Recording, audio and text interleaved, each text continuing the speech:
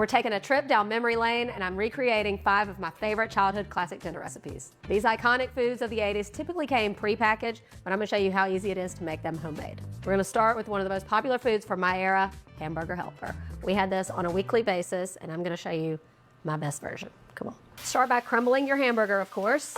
My mom always bought the beef stroganoff kind, but I also liked the cheeseburger kind. The beefy noodle was the original, so my version is the best parts of all of those. Also, what I love is that this is the ultimate one-pot meal. We do not have to boil our noodles separately. You know, this is my favorite kind of cooking. I'm using a lean ground beef, so you can see there's not a ton of fat right here. If you want, you can use a paper towel and just kind of dab out any excess. Now we're gonna make it saucy, so with all good sauces, we're gonna start with a little butter. Just need a couple tablespoons in with some onion. I'm gonna keep it really simple. You know, when you read the ingredients on some of these boxes where like the prepackaged stuff comes, it's a lot of stuff you can't pronounce. So far, you can pronounce beef, butter, onions, salt and pepper, and a little garlic powder. Doesn't have to be weird. You know, the 80s was the start of all the convenience greatness. Some of it great, some of it not so great. I think it was the novelty of the fact that you could get an entire dinner in a box, but now we know better. All right, so once the onions are softened, our seasonings are in there.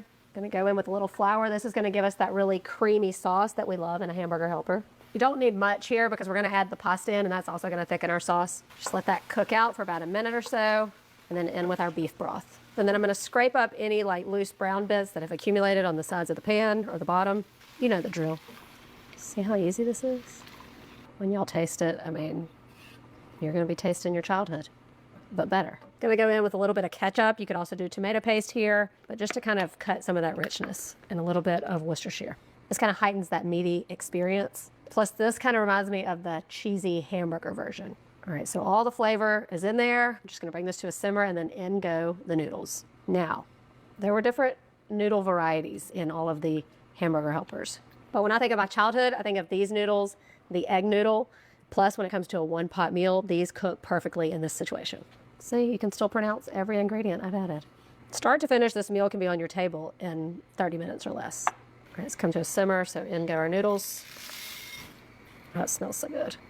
Let's come back up to a simmer. I'm just gonna reduce the heat slightly and cover it. And now it only takes about 8 to 10 minutes to cook. You're gonna uncover it and stir it every now and then just to prevent any sticking, and until those noodles are done. By the time the noodles are done, they would have absorbed a lot of this liquid, and you'll see just how delicious this gets. Here's how we're looking after 8 minutes. I don't want the liquid to be fully absorbed because I like it saucy, but it is still gonna thicken. But you can tell the noodles are cooked. I'll test just to prove it. Perfect. Now here's how we finish it. A little bit of heavy cream. You could also do sour cream here if you want that stroganoff remembrance, and 4 ounces of cheddar cheese. Now I'm just gonna stir all this in, turn off the heat, cover it, and let it sit for 5 minutes. Look at that. Look how good that looks. Going back in time, here's what we got. And that sauce has gotten so creamy, better than what you get in a box, that's for sure. Now my mom, and you've heard me say my dad requires something green on the plate to consider it a full meal, so my mom always served it with broccoli. I did a trial run on my family with this the other night. They inhaled it. A taste of my childhood right here. This definitely has more flavor. It's heartier. You get more than what comes in a box. It's just as cheap, just as easy. God, it's so good. It shouldn't be that good, but it is. It is like the biggest, warmest hug on a plate. I love this so much. Weekend pizza nights called for French bread pizzas. When it comes to frozen pizzas, I prefer the French bread pizza over anything else. There's just something about that crunchy bottom and that gooey top. We're gonna recreate that and make it even better. The problem with the French bread pizzas from the freezer section is that they didn't feed a lot of people. It was kind of like a single serving or 2 servings. We're gonna get a lot more so you can feed your whole family from 1 loaf of French bread. Take your French bread, cut it in half.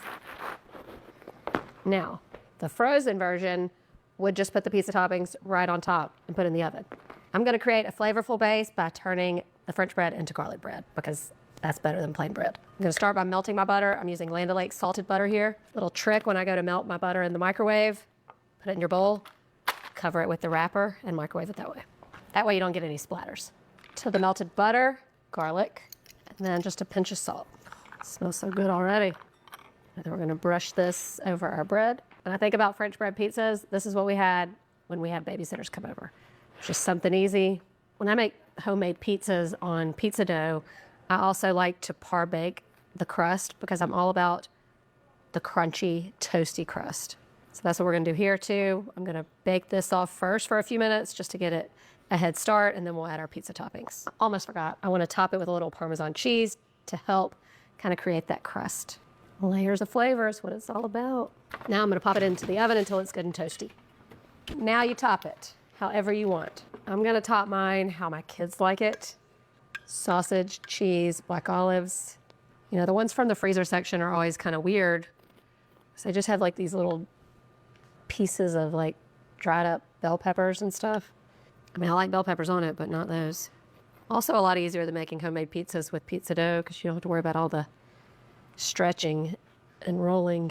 Sauce down, I'm gonna do a little bit of cheese first, and then my toppings, I'm gonna do sausage. This is just Italian sausage that we've cooked off.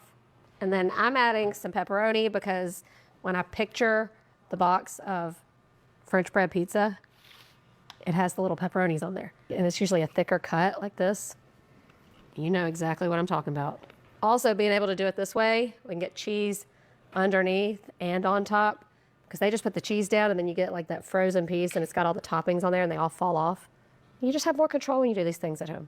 It's also a good way to stretch the pepperoni. It does go further when you quarter it. All right, then we like black olives in our family, so I'm gonna go in with some black olives. I sort of like some red onion on there also. Looking good, isn't it? And then finally a little more cheese, because we're in control. Then back into the oven until it's all melty and gooey.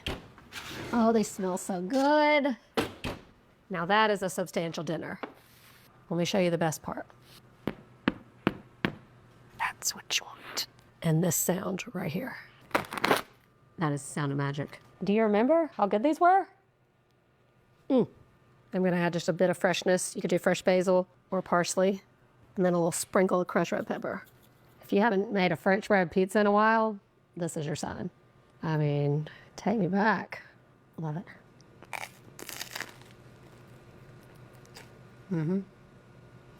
I thought I liked the ones back then, but I bet if I had one after eating this, I might change my mind. French bread pizza straight from my childhood is what you need to make next. That crunch though. This next recipe is what you had when people were coming over, or maybe it was Sunday dinner, or maybe mom just had a little more time. Chicken and rice casserole. Am I right? This is one of our top rated recipes at All Recipes called Mama's Chicken and Rice Casserole. You know that's gonna be good. And you know just by the name that it is also going to feel like a warm hug in a dish. This is also one of the easiest dinners you could possibly make, and it's just a good one to have in your file. So it starts with 3 boneless, skinless chicken breasts.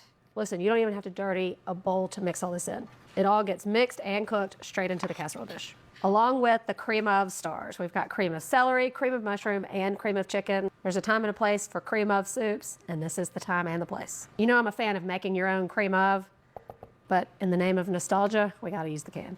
Plus, this is how Mama used to make it in my childhood. If it wasn't this casserole, it was a variation, but you know chicken and rice was somewhere on the menu. My mom was a big fan of like chicken divan, so it would kind of be like this, but with curry powder added in. And I know that's probably not really chicken divan. 2 cups of instant rice and 2 cups of water. Not the prettiest of the day, just turn away for a second. Now the recipe does not even call for salt and pepper. The only thing I am gonna do is add pepper, because my grown-up taste would like that. Could also stir in some fresh herbs here. I'll save some for the top. For the star of the show, and what really makes this amazing, a stick of butter. Kind of like how we make those dump cakes and we put the pats of butter all on top. We're doing that here. The butter's nice here because we're using a lean, boneless, skinless chicken. We don't